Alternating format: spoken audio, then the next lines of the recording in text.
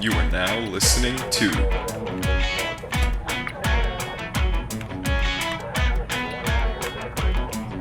On the Beat Podcast.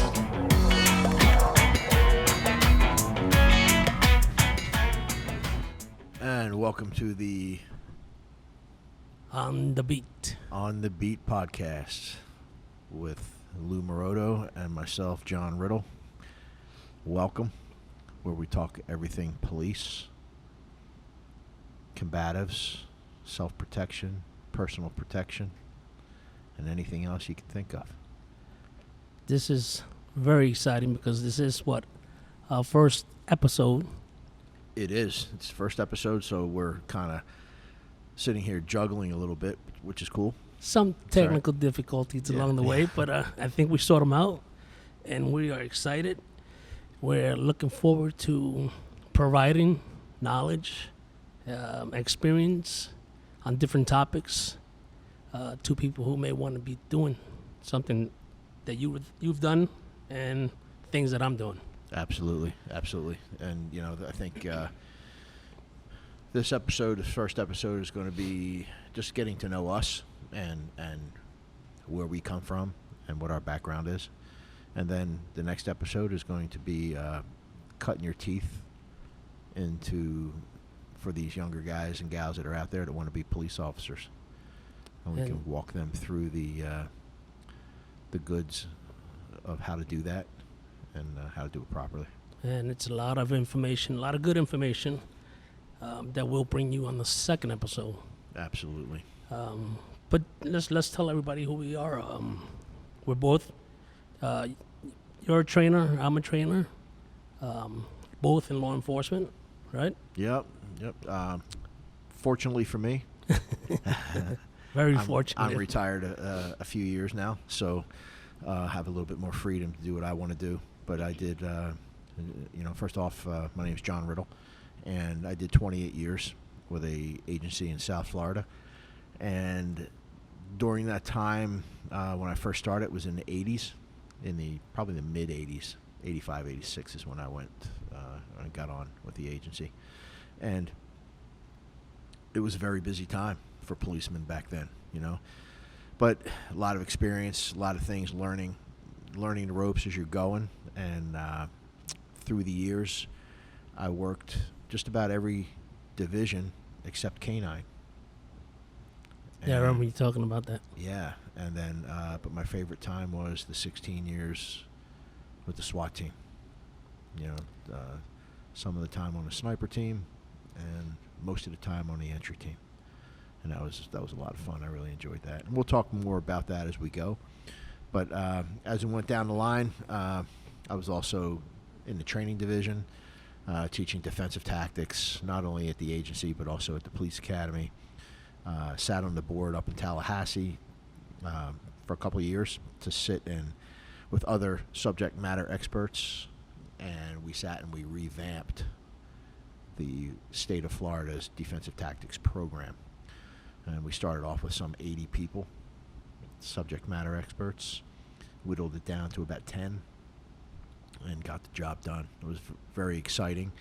A lot of knowledge learned, a lot of things learned in that time. Now, I have to ask you because I remember when I went through defensive tactics down in Broward. I remember seeing your photo in that high liability book. Is that what you're talking about? Yeah, exactly. Okay. Yeah, the high liability. Yeah, because when we finished that program, it came out on a disc, and it came out in a paperback manual, and every student got one when they were in the police academy. And when you were going through defensive tactics instructor course, you got one too, as you did. Yes. Right?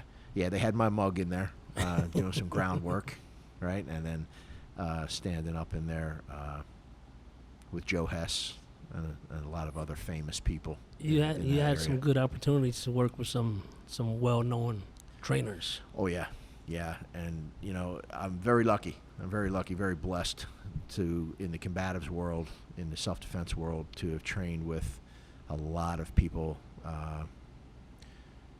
East Coast and West Coast, in the various disciplines that I've studied over the years. I've been doing it for 30-some years. And, Paul Vunak out in California, in Jeet Kune Do, in the blade work, Kelly McCann up in Virginia, in combatives, Moni Isaac, Nir Maman in Krav Maga. Terry Giles was my martial arts instructor, right? And got a chance to train with Bill Wallace in some kickboxing, Superfoot. So You beat me to the nickname. I was, very blessed, and hopefully that continues to roll. Sure. That continues to roll. Sure. But which was fun. It was fun, and what I did was I was able to bring that back to the agency too, and be able to teach some of that stuff in in-service training. Yep. Then once I retired, actually about 5 years before I retired, I opened up my own school. What's the name of it? Here in Boca Raton. And it used to be called Progressive Self-Defense Systems. Now it's called Riddle Defense. We named it after, with my last name. But we teach Krav Maga, some combatives, groundwork, any type of weapon-type defenses. And I also teach live fire, firearms training in the handgun, shotguns, and carbines. Yeah, that's cool. Yeah, you definitely have. Excuse me.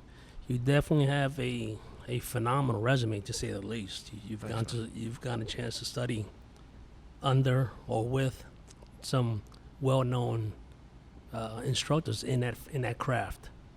Yeah. And that's not something that a lot of people can say. You've done it for many. I mean, you say you started when you were 16. I was 16. I grew up in Philly, up in Philadelphia, Pennsylvania, and that's where it all started.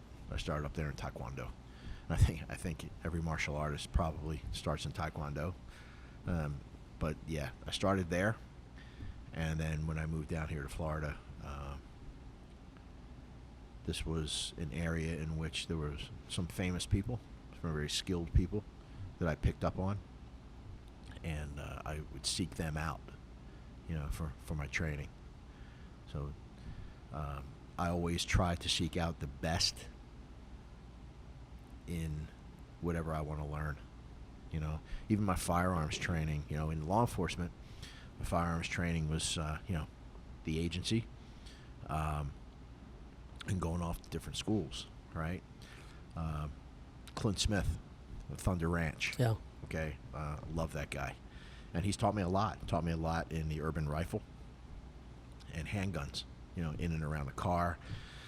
So a lot of that information that I've taken from those classes is what I bring back here. That's what I teach also. It's funny that we're talking about that right now, because I saw on social media, I saw an article, and the instructor was the Israeli Krav Maga. Yes. Nir Maman. Nir Maman. Nir Maman. I guess he had a student approach him, and he wanted to train under Nir Maman. I guess his primary instructor or his master, I'm not sure if that's the right word, wouldn't allow it. And Nir Maman was like, that's ridiculous. You should want to train under different instructors, because every instructor gives you a little different information. Absolutely. So don't always just stick with one person. No, yeah, everybody has a different mindset. They take it from their lineage, okay? And whether it be martial arts, because there's a difference. There's a difference between martial arts and combatives, okay? Krav Maga, there's a difference in the way people train. It's a little different in the way it's taught. But as a student, as we always say, right, you have to keep that open mind. You have to keep that open mind, and you have to be able to pick things up. You're going to go see somebody. You need to pick something up from them to be able to learn and be able to keep it for yourself, bring it back to teach it, okay? But this thing that you're talking about happens often. Yeah. Okay, it happens often. People try to keep things close to the vest, in that world. And I'm all about loyalty, okay, but I'm also about going out and seeking out different areas, different versions of things, right? Look, how many times can you reinvent the wheel, right? One time, right? You invent it and that's it, okay? You can improve upon it, right? And that's what you want to do. When you go out and you're doing something like this, you want to go out and you want to try to improve. You want to try and get the more updated things that are happening, okay? Because things do change, right? Especially in the firearms world, all right? Yeah. You look at the things now with these guys coming back from overseas where they're doing different things than I was teaching back in the 90s, or I was learning back in the 90s, okay? Things have changed a little bit. But are they reinventing the wheel? No. Okay, they're not. It's just a different version of the same thing. Okay, so, and it's all in how you take it. It's how you present it as an instructor and as a student. It's how you absorb it. Okay, and how you use it for yourself. Now there are these masters. Okay, and I mean, over on that wall over there, I've got 2012 Hall of Fame induction from Black Belt Magazine. Okay? Yep. That was great. Okay? Didn't make me any better than what I am today. All right? I have to do that. That's a nice award. Okay? I have another award over there that says Grandmaster of Combative Arts. I'm not big on names. I'm Right. really not. I'm not big on the grandmaster or master or whatever. There's respect in that, okay? If you're in the martial arts world, you're supposed to be able to respect that. And people always come in and say, what should we call you? I said, call me John. That's my name. And we keep it Not sensei or No. And we keep it reasonable. We keep it reasonable. You're here to learn Sure. from me. I'm pretty laid back. I'm just not big on that, And if my student comes up to me and says, "Hey, Joe, kickboxing down the street, I'd like to go down there and learn how to kick." If that's what you want to do, man, go for it. I don't take offense to it, because I go out and seek. Still, go out and seek. At 60 years old, I still go out and seek new things from different instructors, Sure. and that's Sure. what it's all about. Absolutely. But So, with that said, all right, I remember when you came into the agency. All right, beautiful 1996. I think you had hair back then. Yes, I did. So, I know with that accent, you're from New York, New York. right? New York. Yonkers, And, New York. I bet you're glad you don't live up there now. No, yeah. Thank God. Right? So, no offense, New Yorkers, all right? We love you. Yeah. So, you came on the agency what year? Well, believe it or not, I came on in 96. Mm-hmm. But I applied in 1994. I just received my honorable discharge from the Marine Corps. So I got down here to West Palm, city of West Palm. Moved my wife down here with my son back then, and used the GI Bill to get me through the academy. Fortunately, 2 years later, I ended up getting hired by one of the local agencies. And, just like you did, it kicked off my career. I did a couple of years on the road, learned the ins and outs of police work, dealing with people, communicating with people. And then I found my niche. I love doing narcotics arrests, narcotics investigations. And so from there, I ended up going to several different specialized units, where I just kept building on that craft the same way you build on your craft. I had some good sergeants that kind of showed me the ropes, and ultimately, over the years, I was able to go into several different units, including Canaan. I know you you kind of like canine, but that was one of the best ones. Yeah. And also, and I worked with you on SWAT. Mm-hmm. So, till today, I'm still on SWAT. Presently assigned to the training division at my local agency. And like you said before, I'm still learning. Just because you're a trainer doesn't mean you know it all. And maybe sometimes students come in thinking, hey, he must know it all because he's wearing a red shirt or whatever. But that's not the case. That's not true. You're always learning. You have to keep learning, building upon what you have. So I love my position. A little snafu going on right now, but I'm sure we won't talk about we that. won't talk about that right now.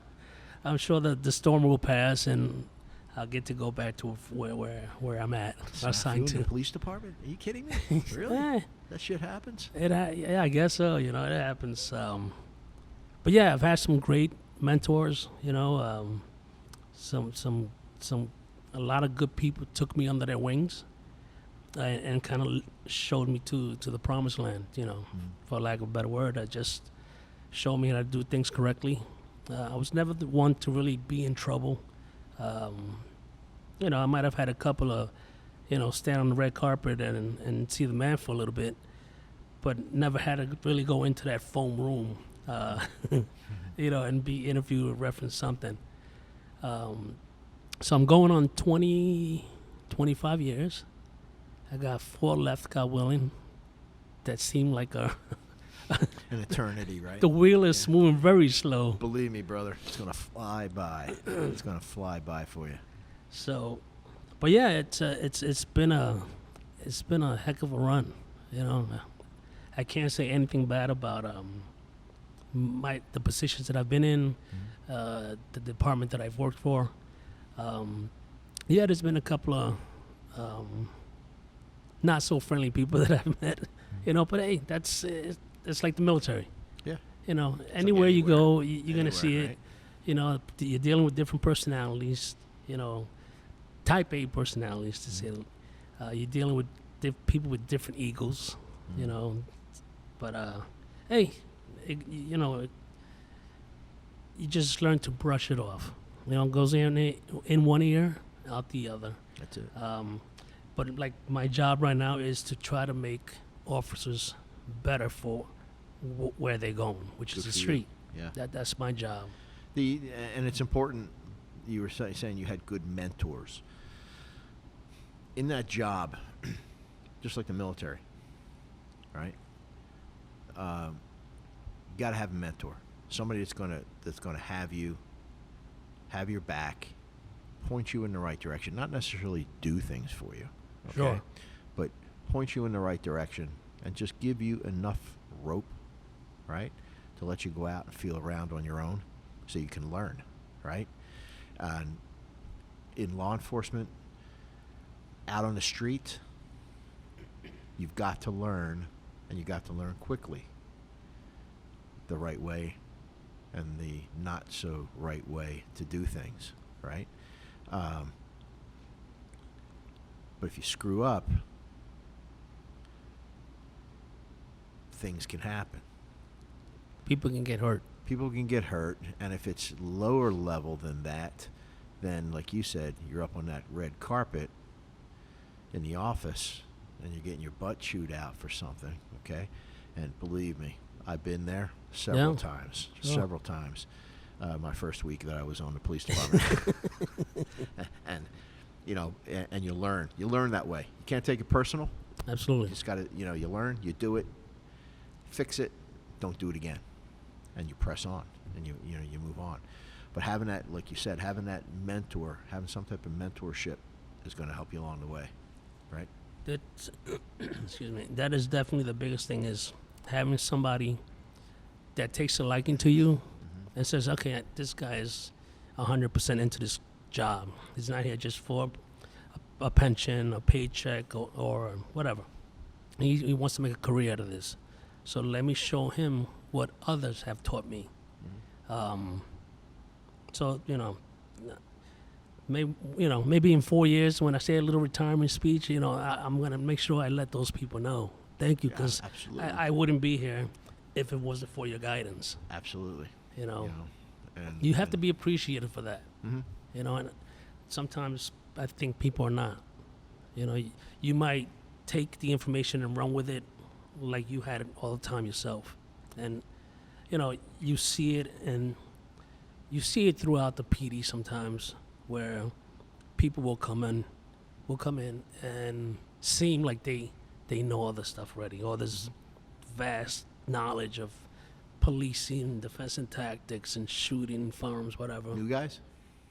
Yeah, and some that have been in a little bit, Okay.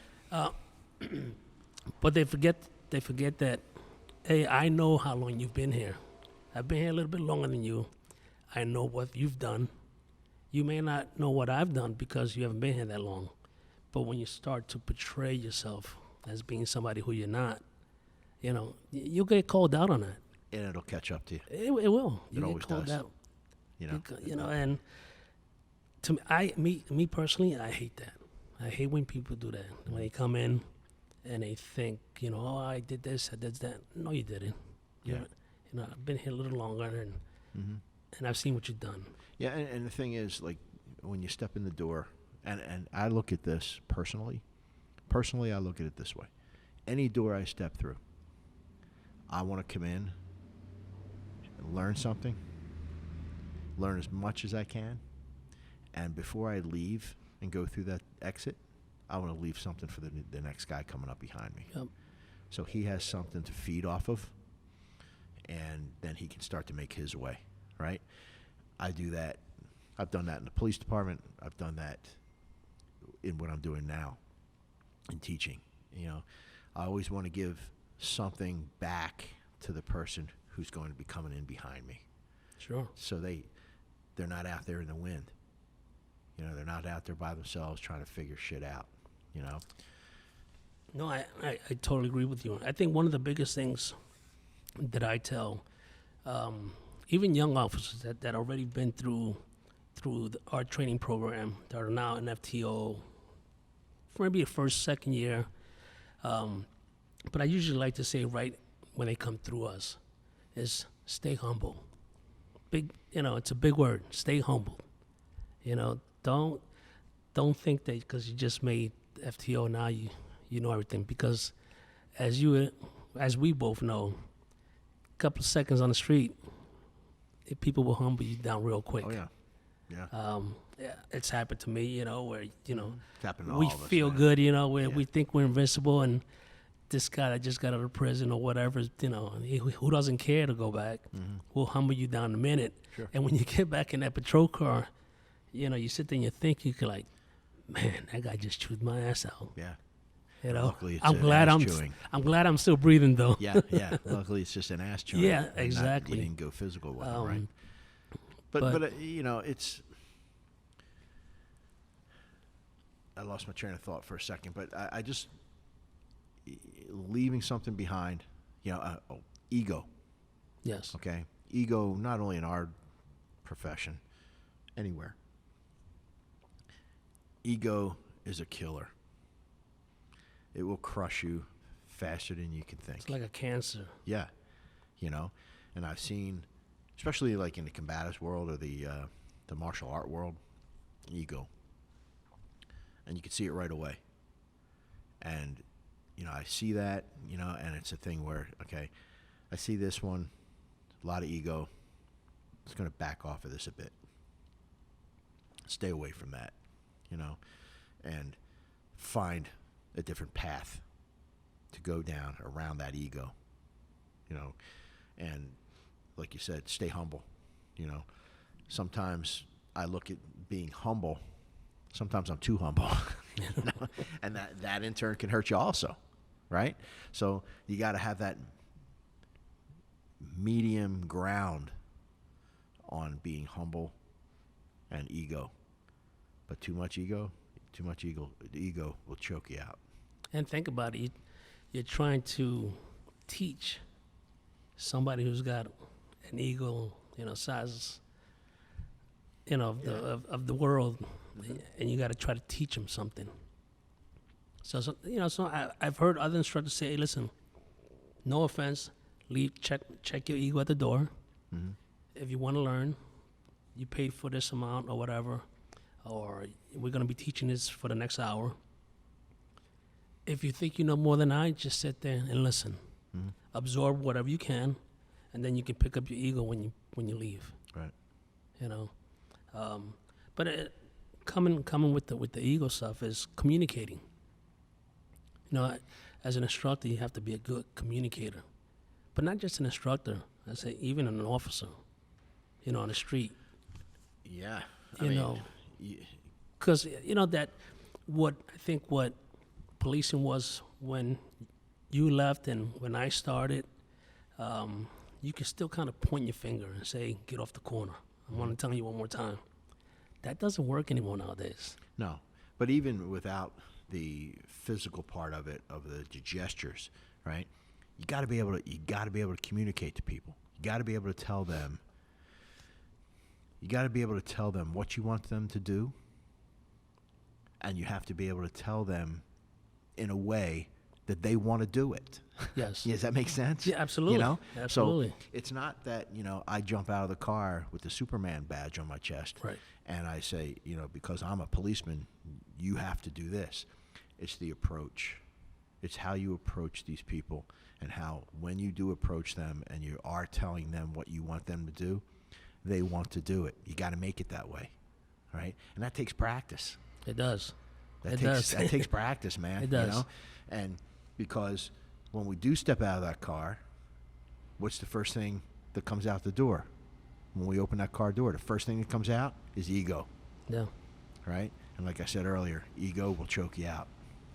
There was and I know you remember Dr. Thompson. Yes. Verbal judo. Mm-hmm. I remember taking that class at work, and I was like, man, they just paid this guy a ton of money for a lot of fluff. And that was the, I don't know, maybe the young portion of me back then, maybe a little ignorant, maybe a little cocky, I don't know.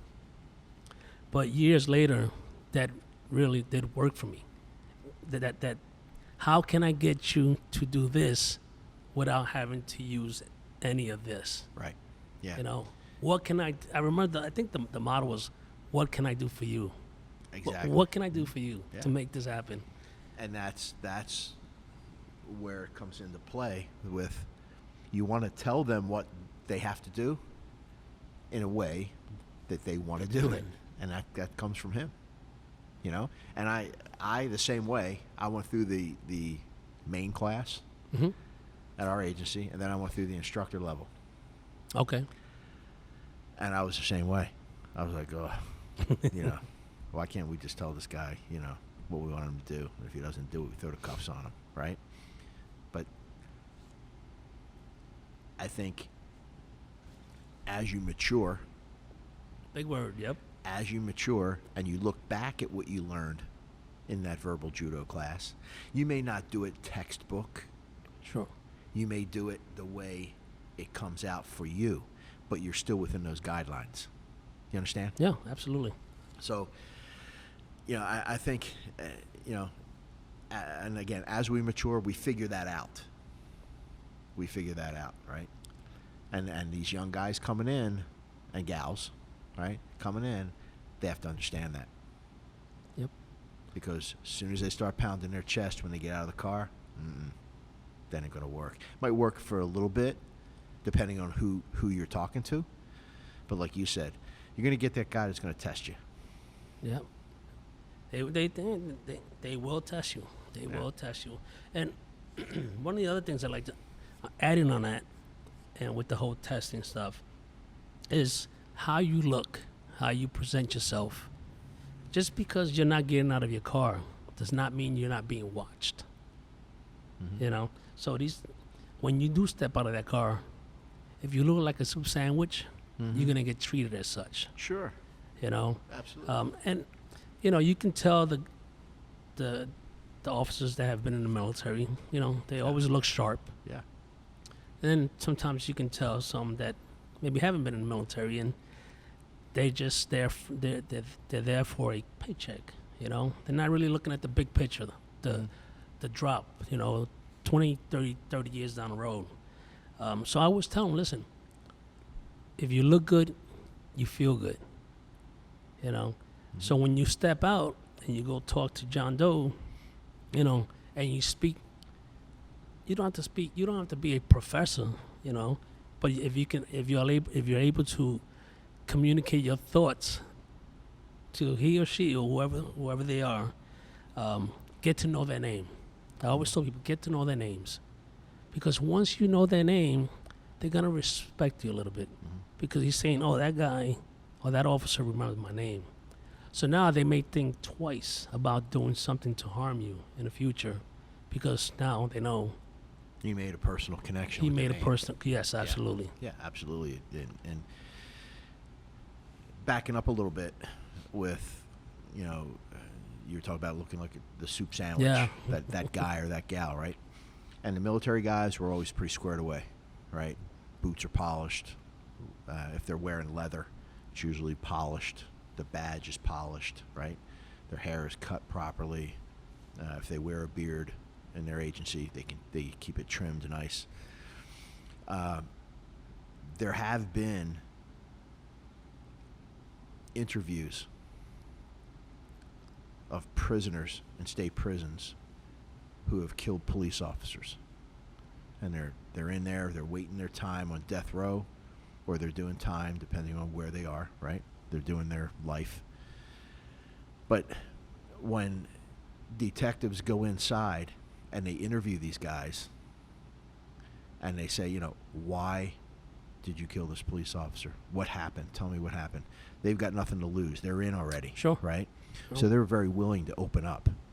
And they talk about things, and they'll tell you, look, he got out of the car, and the way he spoke to me, he disrespected me. Right? Respect is a huge thing. Absolutely. Okay? Out on the street, as you and I well know. The other thing was, this guy looked like shit in his uniform. He had his lunch, looked like it was on his uniform. His boots weren't polished. His shirt tail was hanging out. And that told me that if he can't take care of his uniform and look sharp in that uniform that you have to wear, then he probably can't handle himself. He was overweight. Okay, he's overweight. And I knew he couldn't handle himself. That's why I did what I did. I knew I could get the drop on him. Yeah. You know? And that seemed to be a pretty common response from these guys. Respect, and what this officer looked like when they got out of the car. Right? Yep. So, and that's why, like, when I was a road sergeant, I would hold inspections all the time. After briefing, okay, line up in the back. And I would, you know, me and a couple of the other sergeants on the platoon, we would do uniform inspections. Make sure your boots are polished. Make sure your pants fit you right, okay? Your leather's polished up. And then we do weapons inspections, right? We go to the clearing barrel. Oh, my God. No, It's like, this is your line of defense right here, sitting on your hip, right?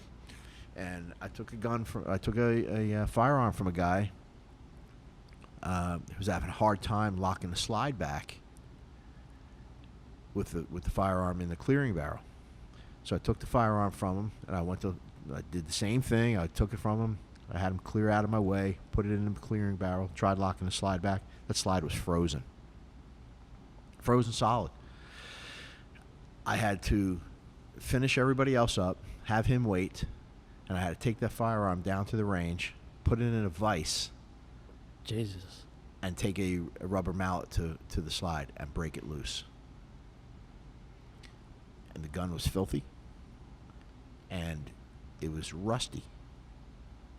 You know, and it was like, listen, bro, this is your first line of defense, man. If things get really bad, you got to take care of this thing. You know, and I gave him a lecture on it. I made him clean it, made him oil it up right then and there before he went out on the road, you know? And you're looking at me right now like you think you know who it is. no, it's funny because yeah, I've seen it also. Yeah. You know, and you know, you never want to say anything bad about any officer or anything like No. that. But unfortunately, some of these officers only shoot once a year. Oh, no. And that's just for what? Qualifications. Yeah. To get by. That's it. And, you know, some of them get by after maybe the first or second try. Mhm. And that's unfortunate because if I'm that soup sandwich officer and I'm following you through a open door, an alarm, when we're working nights, days, whatever it may be, and something happens to you, I can't help you. Right. You know, Exactly. the best thing I can do is maybe, hopefully, throw a curveball and hit him with the gun. Mm-hmm. Yeah. And you know what the good thing about that is, though? We usually know who they are, Yeah, right? And when time comes, it's, you know what? you stay outside. You stay out here. I'm going to wait until the other officer gets here. Lou's coming. I'm going to wait for him. Right? He's a SWAT guy. I'm going to wait. You're just going to hold the perimeter out here outside. I have a funny story for you. I don't think we're getting off topic, but right now we're just talking. When I was still back in Canaan, in my local agency, I go to an alarm, daytime, right? So it was not too far from the PD north. So we make our announcements, right? The dog is in the car. I go in the house, and I see a second guy behind me. So we start searching. I turn around to see what he's doing, and he's searching the house with me with his gun in his holster. Yeah. That may have been a good thing. yeah. Hopefully that guy didn't catch one in the butt. But you know, he was a new guy, and for some reason he thought, you know, it's just an alarm or whatever. Mm-hmm. Nothing's gonna happen. And I think we both know things have gone bad on just an alarm. Oh, sure. You know, just Sure. like they say, routine traffic Mm-hmm. stuff. No such thing. Right. But you know, I did express my feelings to him in a nice way. Like, listen, if you're going through a house, you are allowed to take your gun out. You know, you don't know if it's a burglary in progress, or maybe an elderly homeowner left the door, but you don't know what it is. Is that the way he explained it to him? I might have used a couple of Spanish words. But, you know, hopefully, I think he learned. I've seen him on the street, you know, he looks squared away. Mm-hmm. So, but yeah, sometimes you have to talk to that person after Sure. after the scenario. Yeah. Just like an instructor, right? Mhm. You do a quick debriefing after each scenario to see what you did right, what you could have done better, and what you did wrong. Right. So, Yeah. And you know, how much training do they get in the police academy? You know, they don't get a lot, you know, in room clearing, building clearing, things like that. Fortunately for us, as a SWAT team yeah. of members, we eat, sleep, and drink that, right? And I looked at it when I was a road supervisor. I would always, you know, try to get 6 or 8 of my guys out on the road when it slowed down a little bit, and I'd find an abandoned house, and I would have them meet me there, and I would teach them. You know, I would teach them how to approach from the car. Once you're up here, how to make entry, and then how to move through the house, clear rooms, and never to do it by themselves. You know. That's yeah. Yeah, but you know, I always tried to make time for that when it was possible. It wasn't always possible, but when I could, I tried to do that. You know, because I felt that was really important for these guys, especially the younger guys. You know? And if you think about it, John, road patrol guys are the first responders. Exactly. The SWAT team, Yeah. we don't have a full-time SWAT team. No. We're not just sitting there waiting. Okay, let's go. It's the Right. We're calls. not sitting in a room. You in may the SWAT be locker in playing another cards, beat. waiting. Right. You may be at home with your family, whatever it may be. Mm-hmm. It might take 30, 45, an hour, you know, tops Yeah. to get to that scene. So the good thing that I can say is that a lot of sergeants have done or follow suit in what you were talking about. You know, That's good. training your Good. officers to in room clearing. Mm-hmm. You know, responding to alarms, stuff like that, open doors. So the calls that I have been on, you know, I was actually impressed because Road Patrol was able to maintain the perimeter. You know, they used the equipment that were issued to them, shields, less lethal. You know, because you gotta have all those resources. Because why? Social media. Today, Sure, everybody's videotaping everybody. You know, What's going we on just now? saw that Yeah. this latest incident. But you know, you definitely constantly have to keep maintaining a training mindset. Absolutely. And with training, and I mean, you know me well enough. You know, I've been doing it for a long time. The more you do it, the more second nature it becomes. You know, and you know very quickly what you're going to do when you're starting to step out of that patrol car.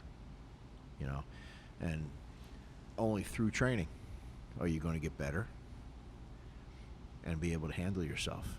Yep. No matter what it is, whether it be a hand-to-hand altercation, a firearm altercation, or something as complex as clearing a building. You know, I always say, if you can at least remember one or two maneuvers or techniques that the DT instructor is teaching you, Right. that might save your life. You know, as simple as just, what do we always do? We go to grab somebody that's going to go to jail, right? You're under arrest. Yeah. And the fight is on. We're always putting hands on somebody. Yes. You're always touching somebody. Okay, so you have to know how to take care of yourself. But my biggest thing with that, coming from that world, is the mindset. Okay, the mindset to be able to take care of yourself, to not think twice about it when it came down to it, and to think about, I'm going home tonight, and this guy wants to fight me because I'm trying to arrest him for whatever he did, right? But it's the mindset. I think it's you know, some of these new guys and gals coming out today probably have never been in an altercation, Sure. physical altercation, let alone a verbal altercation.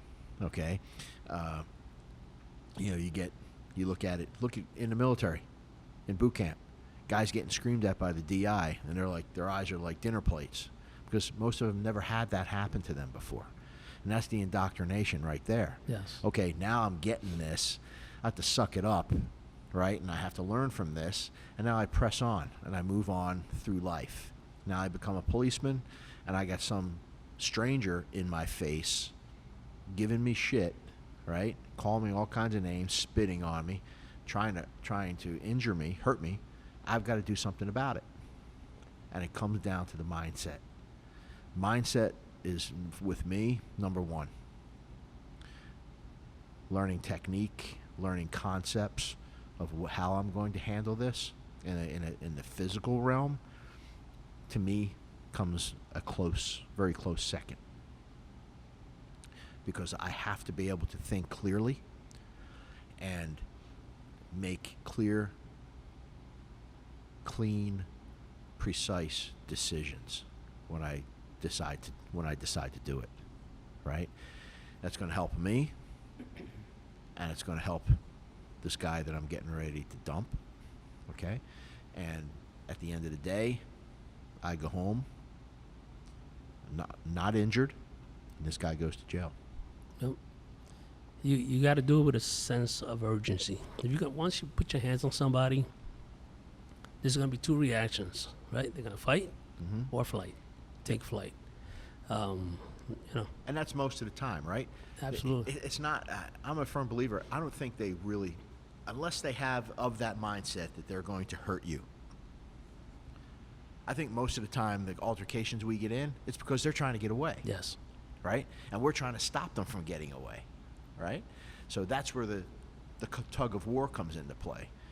We just have to be able to take care of that quickly. Right? So my thing is, look, it's got to be anytime I put handcuffs on somebody, I had to use the element of surprise. Okay? I would say something to them. Like a distraction. Like a distraction. I call it hitting the reset button. All right, and I use that terminology in my combatives classes. It's like a softening technique. If I need to do something to you to get you into the next position that I want you in. Okay? So say I have to take you down to the ground. I have to do something to soften you, shift your mindset to what just happened, and before you can get what just happened out of your mouth, Yes. you're down on the ground. Right? So it all comes down to the element of surprise. So, which backing up goes with mindset. Your mindset on how am I going to do this? How am I going to get this job done? Yeah. Absolutely. You know, one of the good things about our agency is we have a couple guys that are I think one was a 2-time world champion. I think in Brazil. Mm-hmm. And we offer, and when I say guys, I mean Great officers. instructor too, by the way. I know who you're talking about. Yeah. And he's a great instructor. And you know, we have open mats. Mm-hmm. You know, so you are afforded for free the opportunity to come on the mat and learn some moves with a couple of real good guys that have a vast knowledge of jiu-jitsu, to say one of them. You know, and unfortunately, you open, you know, you send an email out, and maybe 1 or 2 people show up. And I get it. A lot of officers, they want to go out there and make money, the overtime, all that stuff. But I think their mindset is, it's not going to happen to me. Yeah. I mean, it's that. It could be ego. And it also comes down to a lot of things that I saw when I was in training is peer pressure. Policemen don't want to look bad in front of their peers. Yeah. You know, how many schools have you been to? I know you've been to a shitload of schools. So, yeah, since I Okay. started right. in '96, I just kept taking classes Right. and classes and You're classes. taking classes. You're finding these classes and you're saying, I want to go to this class, right? So you're the guy, you're outside that box. When you've got a patrolman or a handful of patrolmen, and I've heard it, they want me to have it, they'll pay for me. They'll Yeah. pay for me to go. Okay? I, in your shoes, when I was in your boots for a while in training, I put together a ground class. And I got, hey man, can you do another ground class? Can you do another ground class? Yeah. I write it up, get it approved. But the only way they approved it is it's got to be on their time. Okay? No, I remember it. I put together a two-day class. Yep. I showed up. Nobody else did. So what can you do about that? Well, You I know? remember you had one class, and there was maybe 6 or 7 people Yeah. in the class. Mm-hmm. Big G was there. Yes. Yeah. And then you did a second one. I don't remember how many people were in that class, but there were very few. Yeah. And, you know, shame on you if you don't want to keep preparing or training yourself. Yeah.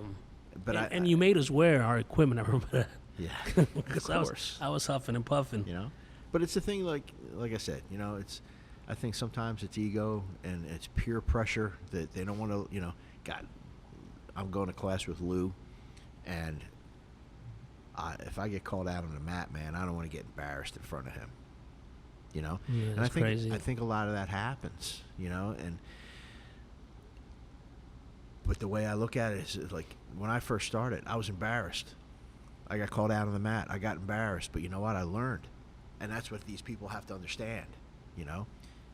You got to start small, and then you build your way up. You know, I think we spoke about it last time, probably during one of our first tapings trying to do our first episode. The fear of public speaking, because what's the first thing that they make you do when you go to a class? Yeah. Introduce yourself. Sure. And I tell you what, I'll be honest, when I first started, I'm like, oh God, here goes 1, 2, 10. Oh God, I'm 13. Here I go. And You're counting how many people you got ahead of you. and it reminded me of that movie Airplane, where you're sweating bullets, and what you thought was going to come out of your mouth wasn't what I planned. Right. You sound like you didn't rehearse your lines correctly. Yeah. But if that's what you're afraid of, you shouldn't be, because everybody else is thinking the same thing that you are. Oh God, I gotta introduce myself. But once you get past those 5 minutes, okay, now it's the time to learn. Sure. That was probably the hardest part right there. The Got to break that ice. Yeah. And then, like you said, with repetition, you get used to it. Yeah. And I've spoken in front of 300 people once, and it was very impromptu. I was thrown to the fire on purpose, I believe, to talk about some things. And I was at a seminar, and I went up. I had like 5 minutes to get my shit together.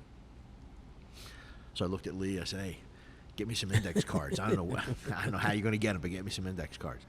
And I had to be by myself for that 5 minutes, and I had to write bullet points down to, as to what I was going to talk about.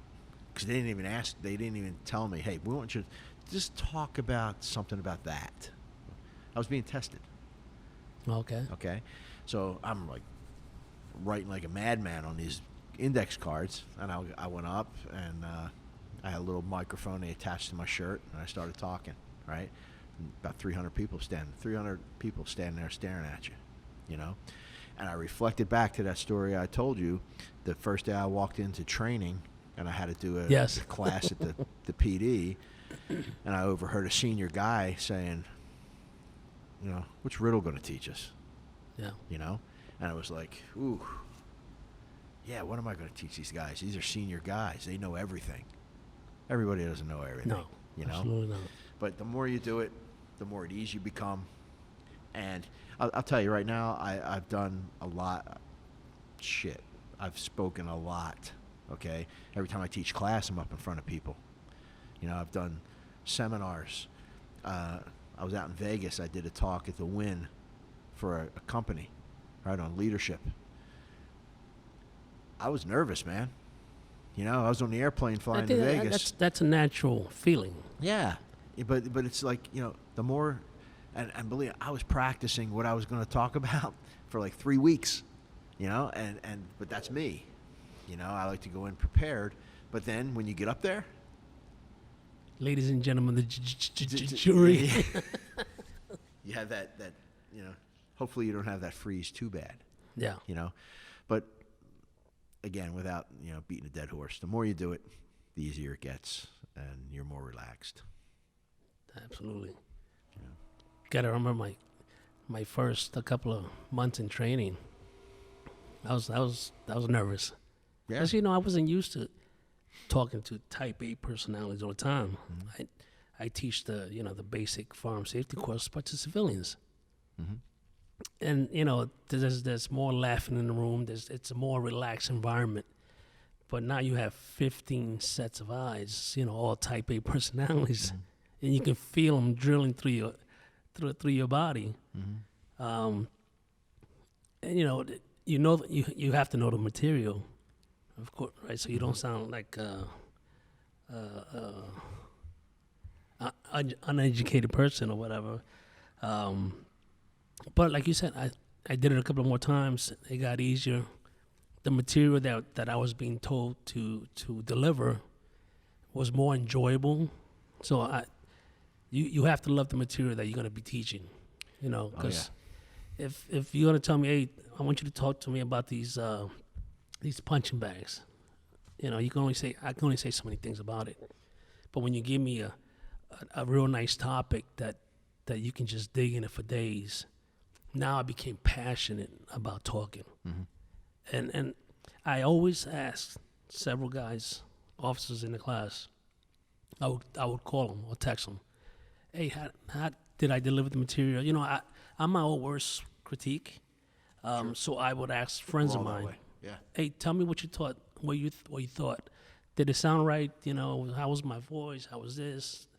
And that's what makes me always want to keep learning, makes me a better instructor, and just getting feedback, you know, being able to accept constructive criticism. That's it. You know, and again, constructive criticism. Lou, the class really sucked. You know, you got confused a couple times. Oh, by the way, here's the critique form you gave me, right? And you look at it, and it's like, oh shit, you know? Yeah. Can't take it personal. No, absolutely not. You got to look at it. You gotta read it, and you reflect back. You say, okay, reason with it, and then try to change it, right? And also realize you can't make everybody happy. Everybody in that classroom is not going to be happy. You know, they have a bad day. Something's going on that you don't know about. You know, in our situation, you know, it's a captive audience. I have to be here. So you know what? I don't want to be here. I don't want to be here. I have to be here. So while I'm here, and you're a new instructor, I'm just going to break your balls. Yeah. You know, been there, been a victim of that. Juggling, and you know, duck and roll. You know, with everything that's going on in that classroom. You know, I've left training, you know, after teaching my topics. Maybe it's the end of the day, and I'm heading home, and I'll call, you know, I'm talking to the wife or whatever, and I'm saying, God, I don't know how I did today. It didn't feel like it was flowing. You know, so some days it may be like that. So now you got to try to figure out, how do I make it flow? So the next class, you tweak your lesson plan or your PowerPoint, maybe throw an extra video in there and captivate that audience, you know, bring them in, win them. So I pretty much use every technique out there to win that audience. Yeah, and it also comes to, when you're saying that, when you're tweaking this, you're tweaking the tools. Yes. That you have, the lesson plan, the PowerPoint, all that. But what you want to do is you want to look at, do you videotape the class? Okay, if you can put that camera up there and videotape it, then you can take that home. You feel like on the way home you're critiquing yourself in your head and you're saying, man, this was bad class. I just couldn't communicate right. Then you get home and you pop that in and you watch it. Then you can critique yourself. Maybe it's not the lesson plan. Maybe it's not the PowerPoint or whatever you're using. Maybe it's you. So then you look at yourself, how you communicating, what you got to get across, and then you try to improve on that. You know, that's some of the things I did that helped me out a little bit, you know, because a lot of times, you know, not saying you, not saying me, but sometimes our own ego gets in. And it's like, no, I did that great. I'm not gonna worry about that. That was okay. You know, it was enough to get by. You know, which you don't want it to be. You know, going back to me, I remember being out on the range with the SWAT guys, as a firearms guy, right? Assistant firearms guy, and the lead firearms guy says, Johnny, you want to teach reloads? And I'm like, no. Right? I know how to do it. God, I teach it almost every weekend now, you know? But at that time in my career, I was not sure of myself, you know? So it was always, nope, I don't want to do that. You know, and maybe next week. next month. Yeah, next month. And on honesty, that's probably the best time to do it because these are like your guys, your friends. But we're so used to busting balls all the time that you know that as soon as you get up there, these SWAT guys hey, are the I need worst, you guys to, you know, and they'll kill you. Yeah. They'll hammer you. Matter of fact, I got to do next month's training. Yeah. But yeah, man, it's God. I just lost my train of thought too. I was in reference to tweaking your lesson plans and all that stuff. Mm-hmm. We did try on the range the camera. We wanted to see how the officers were coming in through the door when we put them through a different scenario. Good. And it was good to be able to show them pretty much right after, Mm-hmm. like this is what you should have done, but this is what you did. Mm-hmm. Now let's do it again, Okay. and it worked. Good. So Okay. we're always learning. We're always Right. learning new techniques. So, let's take that stuff, put that aside for a minute. I know you got other stuff you've got going on. So, tell me what else you got going with yourself. Well, back in 2009, I was afforded an opportunity to start doing some security work. I didn't have any licenses, any of that stuff, the insurance, and I think, to kind of go back a little bit, I think we're all raised, we're born with a certain gift, maybe not to sound cliche, a sheepdog or anything like that. Mm-hmm. But some of us like to protect not only our families, but we like to protect other things, other people. Sure. Okay. So I was afforded an opportunity to work with a jewelry store here in Palm Beach County, and I really loved it. I fell in love with it. So I went and got all my licenses, went and got some insurance, and this company hired me as their number one company to do that stuff. And it was phenomenal because I gave a lot of people opportunities to make extra money. And so I started, the name of the company is Palm Beach Personal Protection Group. There you go. I don't do anything within my jurisdiction. Mhm. There's conflicts of interest and all that stuff. But basically what I try to stay with You mean the nowadays. jurisdiction of the police department? Yes, Okay. within my police department. I really don't do anything in the county right now. I'm waiting for my 4 years, and then my connections will be there, hopefully.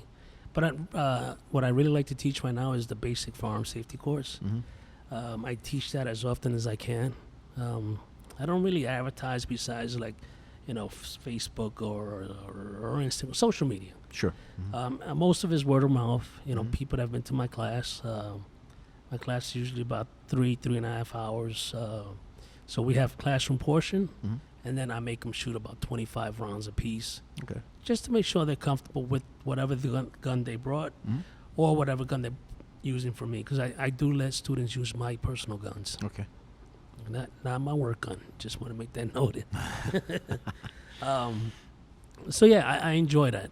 So I'm hoping when I retire, God willing, here in 4 years, take my company to the next level, just like you did with your company, and start doing more of like the jewelry transport, maybe some dignitary protection, personal protection, not so much the club scene, the following the rappers and all that stuff. Yeah.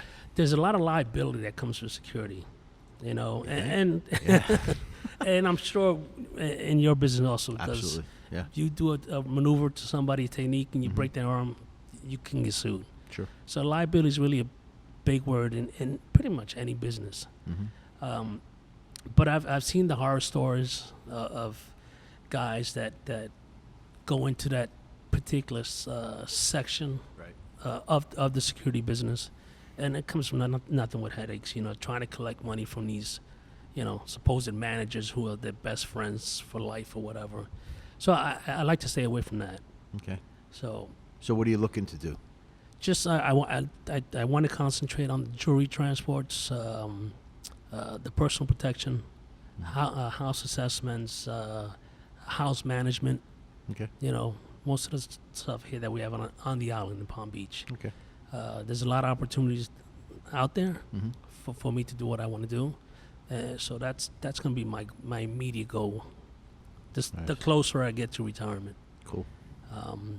But Yeah, I love doing it. You know, setting it up. You know, we went to the same school. I think back in I don't know. I want to say 2003, 2004. Tees, Tees, yeah. right? With Yeah. Alan, Alan Bronson. Bronson. Yeah. great guy. He was retired SAS, right? Yes, New Zealand. And we had the Marine. What was the Marine guy? He called Ranger. Ranger. Yeah. hmm Nice guy, but it was a good school. Yeah. You know, I really enjoyed. We've since then we had the opportunity of doing school twice. So you know, I think if you're trying to do that kind of business, you got to have some kind of training to be able to conduct it correctly. Sure. You know, you can't just say throw on a shirt that says Can't wing it. XXS and yeah, you can't wing it. No. You know, you got to do stuff right because not only is your life in danger, could be in danger, but the person that you're with, Mhm. you know, any assets that you're protecting. Mhm. You know, see, and I've seen articles. Luckily, it hasn't happened that often within the last couple of years, but I want to say maybe 10 years ago, 15 years ago, it was big where mostly Miami coming north, guys were following the couriers Oh yeah. and they were picking them off at gas stations. You know, they just wait till there's time to fuel up, and you know, 4 guys jump out with some long rifles. You're gonna have that $50 million case, no problem. Sure. You know, so those are some of the things that I have to think about in my kind of business. So you try to be as safe as you can. You know, I always notified whatever agency I was within. Mm-hmm. I always notified them just in case. But yeah, there's a lot of planning. You know, you got to have your briefs. Just like we would do a search warrant, Right. right? We don't just get in the truck and go. Right. We have our briefing and we know who our targets are, Right. what our routes are, Know the lay of the land. Do lay your of the land, surveillance. hospitals, everything from A to Z. Yeah. So that's where I'm at now, and that's where I want to be in the next 4 years. Excellent. So- Excellent. Interesting work. It is. It's like there's no day that's the same. You know, from the opportunities that have been afforded so far. Even though you might be on a golf course, you know, it doesn't mean you can't get robbed. Right. You know, Absolutely. because think about it, the security that's on that golf course, those guys are probably just like D&G Mhm. licensed guys. They Yeah. probably haven't been to any kind of dignitary protection school or anything like that. They're just trying to make them. They might be retired cops, or just retired in general, and Sure. trying to make a little extra money for their Mhm. living. So you can't really depend on them too much, but they are valuable because they know the land Sure. of where you're at, the venue. Yeah. So you can't be mean or rude to those guys. You Mhm. know, you gotta be professional. But yeah, you gotta have some kind of training. You know, I know we've both seen people winging it. Yep. You know, telling fibs, War stories. war stories that when there was no war. Yeah. And that's definitely not me. I'm like you said, like we said before, no fluff. Yeah. Right. Your resume speaks for yourself. My resume speaks for myself. You know, and I'm still adding. I still have time to keep adding to my resume. That's So- it. Going to schools, you know, forever learning. You know, so you can take it and continue on. Turn it into your business, right? Yep, absolutely. Because there's always things changing. Everything, you know, society in general. You know, with this virus that came out, you know, Mhm. a lot of people without work. Yep. You know, a lot of good people, and I'm sure there's a criminal element out there that's taking advantage of certain Well, things. shit, they're letting them all out of jail now, right? Yes. So you're going to get people that are good people out of work, not so good people on the fringe, right, that are out of work. It's going to push them to a different level. Yeah. On top of these people they're letting out of jail with no, You know, they don't have to do No, but anything. They just disappear. There's no right? way you can track. Say Yeah. you release 1,000 inmates. Shit, man. Uh, It's that- different podcast there. You know? It's just- yeah. But it's, you know, it's, We're running into Friday. yeah. But I mean, it's, you know, it's going to change lives, the world we're in right now, you know? So your business could thrive on this. Yep. know? Hopefully. You know, it could thrive on this. The more shit goes bad, you know, as we say, shit's starting to get real. Your business can thrive on that. Yeah. You know, and you'll pick up some things, you know, here and there, and then just see how it goes from there. Right? Absolutely. One day at a time. That's the way I say That's it. it. You know, one day at a time, one step at a time. Mm-hmm. You know, if you get a contract, if you get a client, you treat that client, you know, professionally. You Mhm. always have to be professional, and it's all word of mouth. Really, a lot of the security business, it's not really advertisement. It's people who have dealt with you, and they say, "Yeah, I like the way this guy treated my family, or the way he treated me while we were en route from point A to point B. He was very analytical. He did everything that I asked him to do, and that's how you get the work."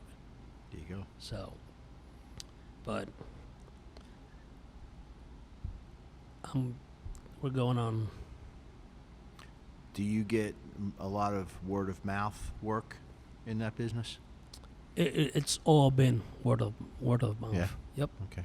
I actually know a couple of guys that are on the island now that used to work for me. Okay. Yeah, used to work for me. Believe it or not, one of them he worked for sanitation department. I almost said sanitarium like Tony Montana. But he worked for the sanitation department, Mhm. and he wanted to make a career change. And he ended up going to one of our friends' schools in Tennessee, I believe it was. Mm-hmm. He graduated, you know, top of the class. And our mutual friend called me and he said, "Hey, can you give this guy a job?" And luckily I was busy. Sometime that's like 2010, Mm-hmm. 12. And he hit the ground and never stopped. And I think he has 1 or 2 houses now. Nice. Yeah, so he's been doing very, very well. So Good. when I get out, you know, we keep in touch with each other. So when I get done, you know, with my law enforcement career and open up that next chapter, him and I have some stuff planned. You know, hopefully we can take it to the next level. Excellent. So Good deal. yeah, and I think it's important. Never burn a bridge. And you know that. Nope. Never burn a bridge, because you never know. Well, the same people you meet on the way up are the same people you meet on the way down. Yeah. You know, that's. Yeah. I've heard that. I don't know from where, but I use it so much because it's a true statement. Yeah. You know, I always told my kids, never burn a bridge, because you never know, you might have to cross it back. Yeah. Absolutely. Good You know, advice. So, Good advice. but Excellent. Excellent. All right, man. So our first episode. this first episode was about you, about me, just giving the listeners a little bit of background on us, just out here shooting the shit and relaxing. And the next one will buckle down into talking about law enforcement Entering and entering into that career field. There's what it takes. and there's so many options that for the younger generation out there that's looking to get into law enforcement. There are so many options, and I think you guys will like the material that we're gonna give you. You know, it's up to you what you want to do with it. Absolutely. So. Yeah. And in this new world we're in, I believe that they're going to be needed. Yeah. You know, so it'll be interesting. And if you're interested in getting into law enforcement, bring a notepad Yeah, absolutely. and take some notes on this next one. We'll give you a blow-by-blow description. We're not going to bore you with it, but we're going to give you some good info to get you moving, and then we can expand on some things also. Yep. All right, man? Hey, so for those that are listening, hey, tell your friends. You got 2 trainers, one retired law enforcement officer, 1 present. Tell your friends about us. We have a lot of information we'd like to share with you. And like we said before, there's no fluff, no false resumes. You know, not going to bore you to death on that, but no fluff. Hopefully you guys will listen to our second one, episode 2, coming up soon. All right, man. So, Lou, it was John, good talking to you. Absolutely. Great time. All right, buddy. We're out. Take care, everybody. Bye.